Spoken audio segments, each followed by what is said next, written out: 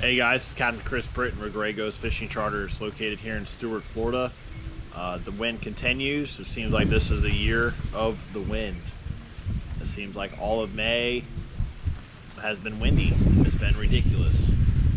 Averaging 15 to 20 mile-an-hour winds, it seems like almost every day. I can't even tell you how many days I was on the water this week inside with white caps coming down the river. Usually this time of year in May, it's usually super flat. But anyway, let's get into fishing. So the offshore bite has been phenomenal if you can make it out. In my little 23-foot Sportsman, I was able to get out in like 2 to 3s, occasional 4s. Last week I was in about, I think it was like 4 to 6, and the wind was like 15 out of the southeast, but the bite was on fire. And there's an old saying that says, when the wind blows, I'm going. So it's the bite's been phenomenal. But offshore, there's been a lot of dolphin, a lot of slammer dolphin, big ones, about 20 to 50 pounders have been being weighed at the local bait shops, really big ones. There's a 56-pound wahoo that was caught in about 300 foot of water. There's been monster kingfish, 50, 60-pound kingfish being caught. Big tunas, 20, 30-pound blackfin tunas. There's been a bunch of sailfish. I mean, some guys are getting 8, 9 sailfish a day, which is insane. All the bites have been on the kites. The kites have been really productive. I usually fly one on my boat with the sea anchor, so I fly one out one side with 3 lines, and then I drop either 2 or 3 drift baits, flat lines on the other side of my boat, and just drift with the current and the wind. But I can tell you, about 8 times out of 10, those kite bites, the kite baits are gonna get bit over your flat lines. And it's been really fun. It's really like the first time I've actually targeted fish on kites, but it's been amazing.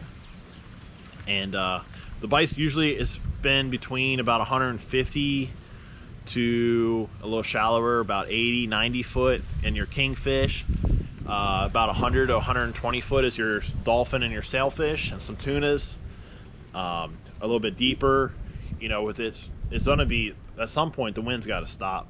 So those dolphin are to be a little bit further out, 400, 500 foot, 800 foot. Even in, like, if you're going sword fishing, you know, I would wake up in the morning and try to get out and fish some dolphin on some weed lines, or just, you know, do a drift, and the dolphin will probably swim right to you. Usually June and July is a really good month to be targeting those bigger dolphin out really deep on the weed lines out there in 15, 20 miles offshore. The bite's been pretty much around the 19 to 20 mark here in St. Lucie, Florida. It's been really good. Coming inside, if you're fishing the beach, the bites have been good also with the tarpon. Been big jack revolves, and the snook are starting to cruise the beach. There's been some black tips and some spinners around. I haven't seen too many cobia on the beach just yet. We did have a good cold front. Upwelling on the beach to the north. We got down to 68, 70 degrees, and I went up there to go look. I spent a couple days up there looking, and we didn't have any cobia coming up, but we had cobia to the north of us, north of Fort Pierce Inlet. The bite's been really good up there. The big tarpon schools are starting to migrate through my area, going north. It's been so rough that the tarpon haven't really made it inside where I'm at. We have a couple resident fish, and they range from about 60, 70 pounds all the way about to 150 pounds. Live mullet and greenies on corks has been really productive. The water's been super clear, so I've actually had to dump my leader size, either 50 or 60, and drop my hook size to either like a 6.0 or 7.0, like 1X. And I've been bridling a lot of my mullet just so that smaller hook sticking out of the mullet. I've been using a floss line. It's been my go-to. Like, I cut them up the night before, tie them into a loop, and floss them. So I have like about 10 of those made before I head out. Rubber bands work really good too. The jack schools has been just all throwing artificials. Top waters has been really productive. Coming inside, the snook are starting to come out from the backwaters out towards the inlet. It's almost spawning time, so in the next couple weeks we should start getting our big big schools of snook on the beach and around the jetties and around those normal summertime spots.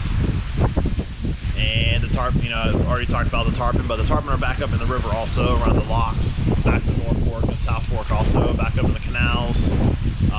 We've had a couple rain showers the last couple nights, so if the spillways start to, you know, start to go, those tarpon and the bigger snook are going to be up there, and usually that's a flare hawk and like a hoagie paddle tail moment when they're around the spillway.